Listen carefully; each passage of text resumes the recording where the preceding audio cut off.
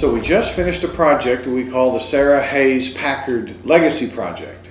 And my Uncle Marshall Hayes asked me to spend a few minutes explaining how that came to be and what we did and what the blessings were. So when I was 24 years old, Mother was just getting to the point where we all knew she was ready to pass away. And on the couple of days preceding her passing, she called her children to the bedside individually, and she extracted some deathbed promises from them. And apparently these conversations were all unique, and they certainly were sacred. And for me, of course, she asked me to stay close to the Lord and stay faithful to the gospel. But she also asked me to write a book. I was 24 years old. I didn't feel qualified to write a book. I said, Mama, what do you want this book to be about? And she said, well, you have to figure that out, but would you write a book for me? I said, of course I will. And you know, you try to keep all your promises, but those are the kind of promises that you keep.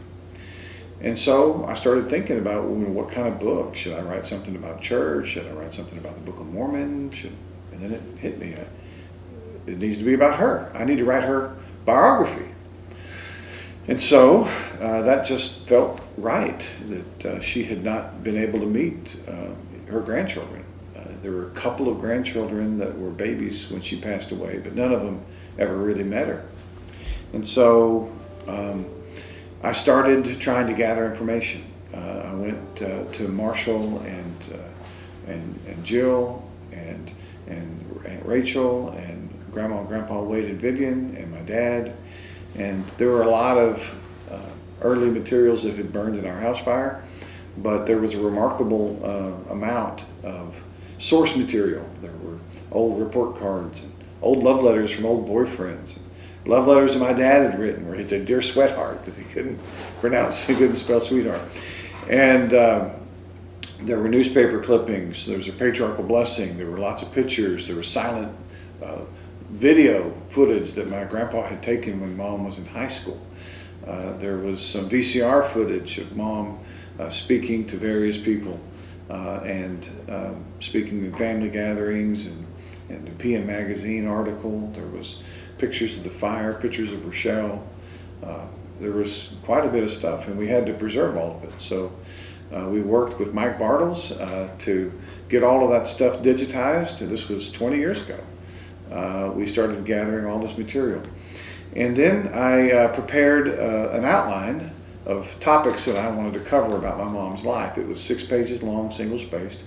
So it was, pretty comprehensive, and said, before I interview you, I was going to do some video interviews. I want you to think about these topics. And so I spread those to the family, and then I went to my grandparents, Wade and Vivian Hayes, and I interviewed them, multiple sessions. I think all of it was about 5 hours. And they covered from before Mom was born until she passed away. And I heard stories I'd never heard before. I got names that I'd never knew before. And most importantly, I got them telling the story in their own words on video camera. I also asked my dad to give an interview and gave him the outline, and he prepared and he dressed up in a suit, sat in front of the camera, and he said, "I just can't talk about it."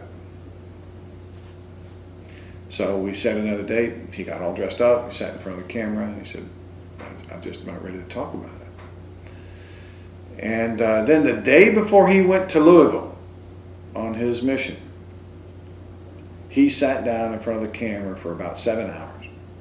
And it just came out. It's an instant family classic.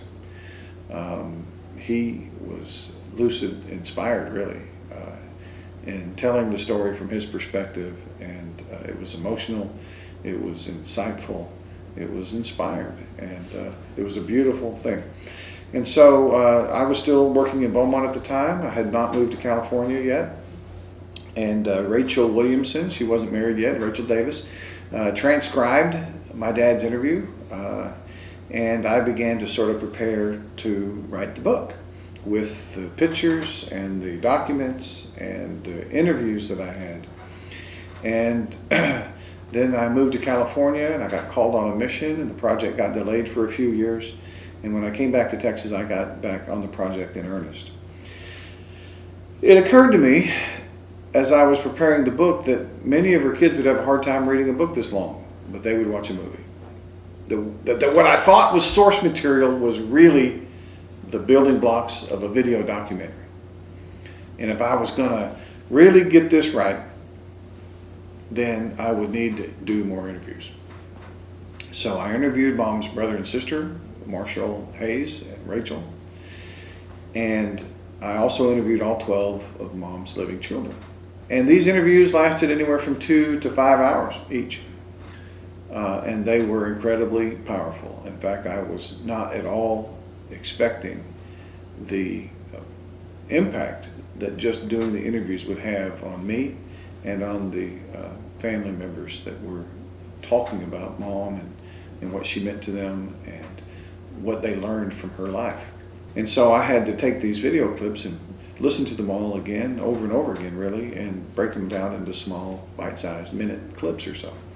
And that took a lot of effort, but it was a very spiritual, beautiful process for me to try to capture the essence of what the person was saying, to keep it crisp, and at the same time make it manageable so that we could hear, you know, from Stephen, and then Wade and Vivian, and then my dad, and then Rebecca, and then Sabrina, and show video footage in between, and to try to blend that all together in some cohesive way that we could capture the story as artfully and as accurately as we possibly could.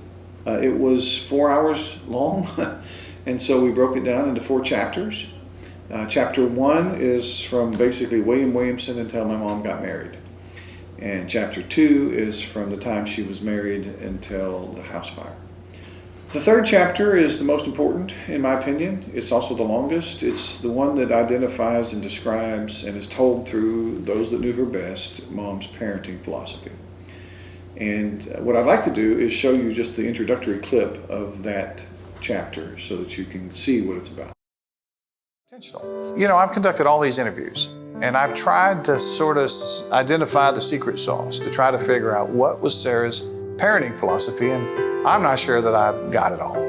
But I have identified a number of key principles that she believed in that informed her decisions about how to parent her children. And they include the following. First, unconditional love for her kids. Complete, unadulterated, unrestrained affection and love. She also modeled a loving and nurturing and warm relationship with her husband, Bernie. She also believed that self-confidence was critical for children to make good decisions later in life, and so she worked hard to make sure that each child felt a sense of self-worth and self-confidence.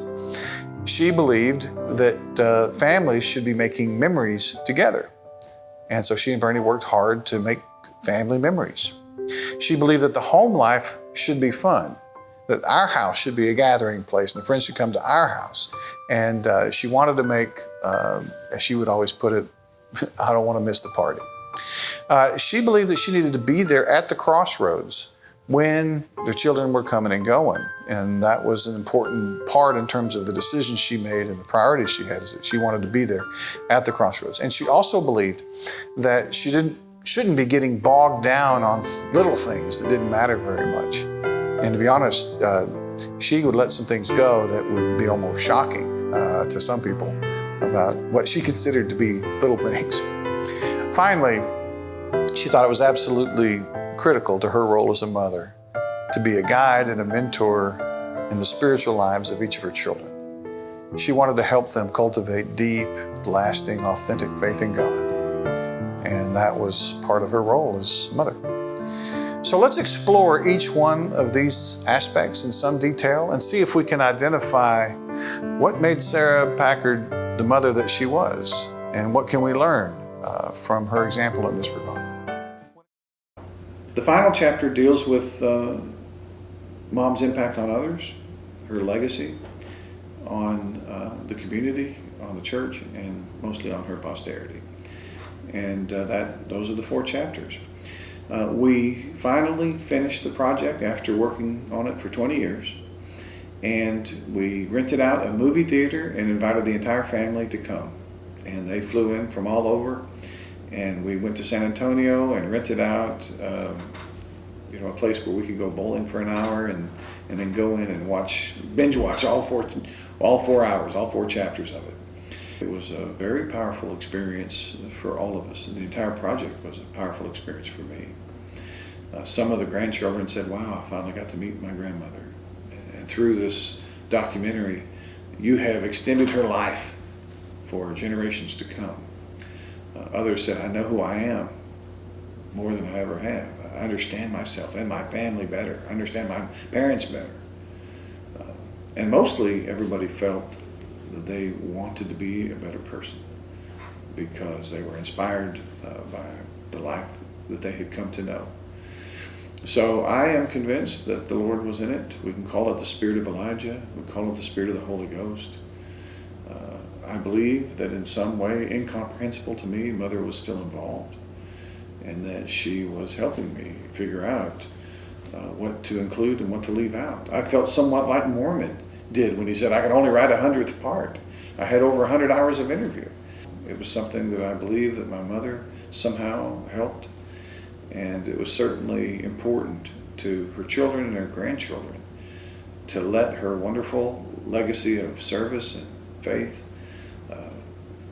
come to light and inspire all of us to be our best selves.